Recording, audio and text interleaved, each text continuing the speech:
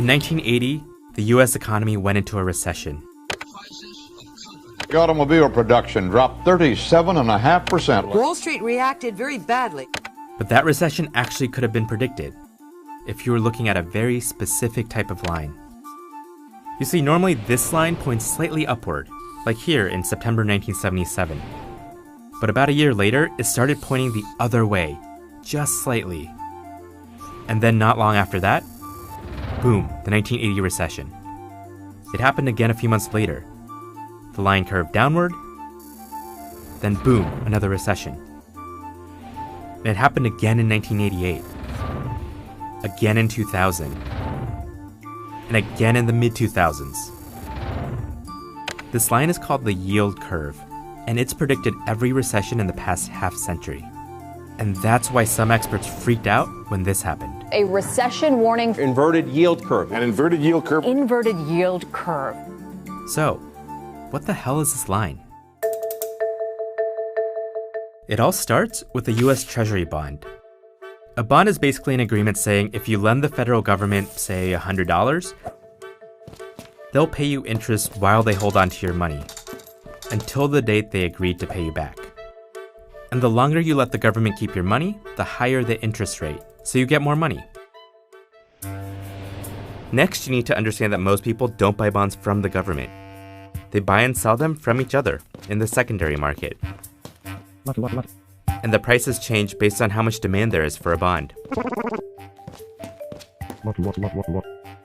This basically means that the amount of profit you can make on each bond changes every day. Still, the basic rule holds. If you let the government keep your money for longer, you'll yield more money. Trace these bars on any given day and you get a curved line showing the yields of different bonds, or what people call the yield curve. And normally it points upward. Now here's where things get more complicated.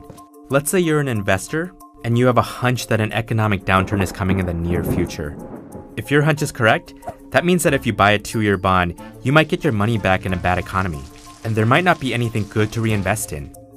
That makes a 2-year bond a lot less attractive to you. And if lots of other people think this way, then the demand for 2-year bonds plummets. So they start selling for cheaper. But because the 2-year bond now costs less, it yields a better return relative to that low cost. And at the same time, investors who think a downturn is coming might think, I'd rather invest in a 10-year bond that pays out way later, when I think the economic downturn will be over. So that bond gets more popular, but it also gets more expensive. So investors start yielding less money. And if enough investors are acting on this expectation, the yield on a long-term bond, which is almost always higher than a short-term bond, can actually dip lower. And if you draw that yield curve, you can see that it goes in the other direction. It inverts. In other words, when this chart looks like this, it means investors think an economic downturn is probably coming in the near future. And that's what's happening now. So, is a recession coming? Not necessarily.